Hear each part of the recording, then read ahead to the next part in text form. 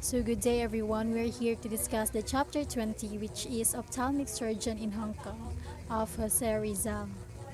So in 1884, Rizal completed licentiates in medicine and in philosophy and letters at the Central University of Madrid. The licentiate is an undergraduate degree similar to the American bachelor's degree but with a more vocational focus. Further medical education was not required to call oneself a physician or to practice medicine at that time. However, one can obtain a doctoral degree similar to a contemporary American doctoral degree after passing examinations and writing an approved thesis. Rizal kept meticulous notes of his clinical experiences in Madrid. His clinical and surgical notes contains details of lectures and cases histories. The case reports include the patient's history, physical findings, diagnosis, differential diagnosis and treatment, including prescriptions, diet, course, and even autopsy findings. Rizal recorded opinions of professors from the cases as well as his own observations. Some comments shows his awareness of inadequacies in the system with an ironic sense of humor. The San Carlos Clinic, which prints a seal of infection to every wound. Although Rizal completed a thesis for his doctorate in medicine, he did not technically receive this degree since he did not appear to read his thesis aloud as required by the Central University of Madrid. At that time, Rizal completed the thesis. He was already studying ophthalmology in Germany. Reading his thesis in Madrid would have required an additional trip to Spain, which Rizal could not afford. Instead, he mailed his thesis to the university and hoped for its acceptance in this manner. Rizal first studied the eye under the famous French ophthalmologist Louis de Wecker, year 1832 to 1906. Ophthalmic surgeon in Hong Kong.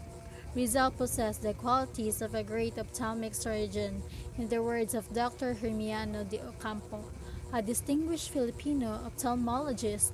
He had all the qualities that would make an ideal ophthalmic surgeon: a keen and analytical intellect, lightness of touch, and artistry of a painter, courage and imperturbability, a broad and deep knowledge of medicine and ophthalmology. And last but not the least, he had been properly and adequately trained by master ophthalmic surgeons according to him. Rizal was also a physician who trained in ophthalmology under two prominent European ophthalmologists, Louis de Wecker and Otto Becker. So although he held no academic position, de Wecker was a prolific author and active teacher. He introduced ophthalmoscopy into France and advanced ocular surgery. He modified cataract as strabismus surgery, devised a new method of enucleation, advocated sclerotomy for the treatment of glaucoma, and was the first to use the term filtration. The de Wecker iris scissors are still in use. Rizal served as an assistant at de Wecker Clinic from November 1885 to February 1886.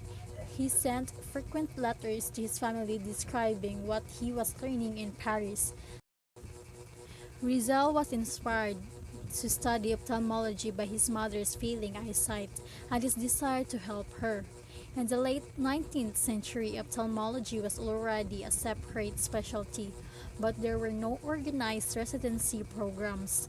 Most postgraduate training was obtained in preceptorships under the tutelage of well-known professors.